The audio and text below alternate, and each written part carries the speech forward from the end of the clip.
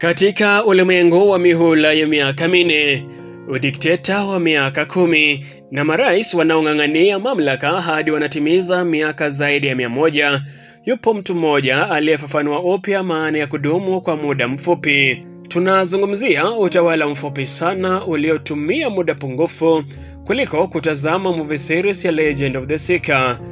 Kwanza hiyo movie yenyewe unaijua. Sahau miongo, sahau wiki. Tunazungumza kuhusu muhula wa urais waliochukua muda mfupi kutoka takriban saa 12 asubuhi hadi saa 6 mchana. Hii ni hadithi ya kweli yenye huzuni, vurugu na kichekesho kuhusu Hezekiah Ochuka, rais wa saa 6.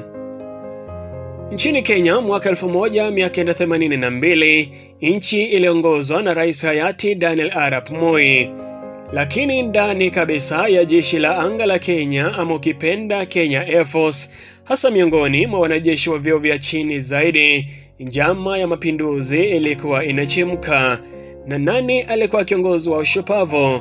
Si jenerali, si kanali, hata si sajenti. Hapana, mwenyekiti wa mapinduzi haya makuu alikuwa kijana wa miaka 29 anayeitwa Hezekiah Ochuka Senior Private. Sasa kwa wale wasiofahamu vyeo vya kijeshi, Senior Private ni cheo kimoja tu juu ya cheo cha mwisho. Ni jamaa ambaye kwa kawaida hukemewa kwa kutokunja soksi zake vizuri. Lakini Ochuka alikuwa na maono.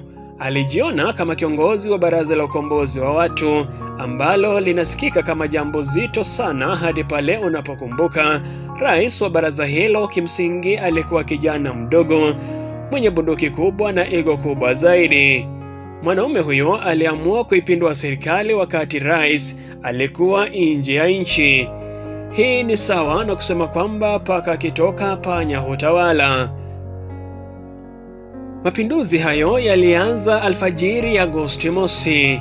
Lengo la kwanza la waasi ni kituo cha redio cha sauti ya Kenya, VOK.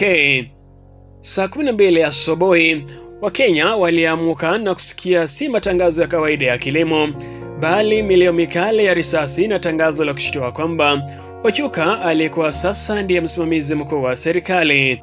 Mwanzo ilikuwa hivi: Ochuka na wafuasi wake walifika kwake mtangazaji Leonard Mambo Mbotela na kumchukua juu hadi kwenye studio za VOK.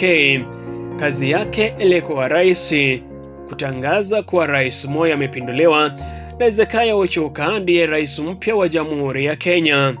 Hivyo ndivyo ilivyokuwa. Hezekiah Ochuka alikuwa rais. Kitendo chake cha kwanza rasmi, walicheza nyimbo za Bob Marley na Jimmy Cliff.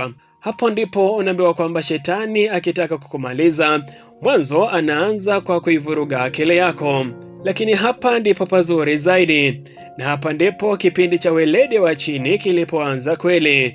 Walisahau kuchukua udhibiti wa mitambo ya kusambaza matangazo. Ni kama kuiba gari lakini kusahau funguo. Muda wao wa utukufu ulizimwa kwa urahisi na fundi ambaye kazi yake ilikuwa ni kuvuta plagi.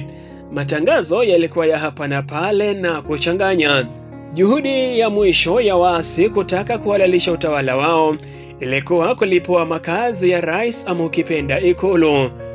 Walimlazimisha rubani mwaminifu wa jeshi la anga kurusha ndege ya kivita. Shujaa wetu Meja David Mutua sasa anajikuta kwenye chumba cha ndege na bunduki ya muasi kichwani mwake. Lakini Meja Mutua alikuwa na silaha ya siri, sayansi.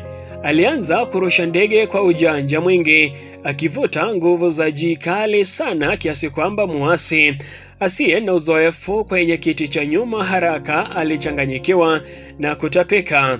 Muasi hakuweza kufikiri, hakuweza kupigana, na kwa hakika hakuweza kulenga. Na kwa hiyo mabomu yalikwenda wapi? Waliweza kuiangamiza Ikulu? Hapana, yalitupwa bila kuleta madhara juu ya misitu ya Mlima Kenya. Ikulu iliokolewa kwa sababu wajaribu kupindua serikali walisahau kuingiza kipengele cha kichefuchefu cha juu sana angani. Haya yalikuwa kwa hakika mapinduzi yaliyoshindwa kwa sababu ya maumivu ya tumbo angani. Kufikia adhuhuri, Jeshi lenye utiifu na kikosi cha GSU walikuwa wameponda uasi huo na amani kurejeshwa nchini. Utawala wa Ochuka wa mamlaka na playlist yake ya Bob Marley na upangaji mbaya ulikuwa umekwisha. Sakata ya Hezekiah Ochuka, mtu ambaye alithibitisha kwamba kuwa rais ni kazi ngumu zaidi kuliko inavyoonekana, hasa wakati muhula wako ni mfupi kuliko foleni ya choo kwenye tamasha kubwa. Kwa saa 6 zisizoweza kusahaulika, Kenya ilikuwa na rais mdogo zaidi duniani, mtu ambaye urithi wake rasmi ni mdogo kimaana kuliko mwanasiasa mkuu na zaidi ya jamaa aliyeleta vurugu nyingi kabla ya chakula cha mchana.